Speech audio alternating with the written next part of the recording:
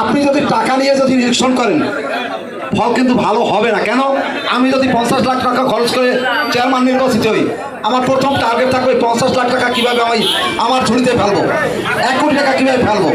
সুতরাং আপনার যোগ্য লোককে এই নির্বাচনে আনেন, স্থানীয় সরকারে আনেন। এমপি থেকে কিন্তু এটা সম্পূর্ণ ভিন্ন ব্যাপার। আপনার স্থানীয় উন্নয়নে সকল কর্মকাণ্ডে কিন্তু এখন চেয়ারম্যানের ভূমিকা আসলে অনেক বেশি। আপনাদের এলাকার উন্নয়ন, আপনাদের এই হাট বাজারের উন্নয়ন, বিশেষ করে আমাদের এখানে 2টা বাজার আছে। আমার এখানে মেয়াদার হাট আছে, মেয়ার হাট।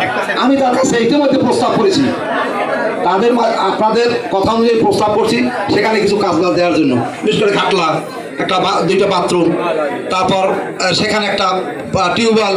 আমি আশা করি আপনারা যদি আনতে পারেন এসব তার জন্য কোনো ব্যাপারই হবে।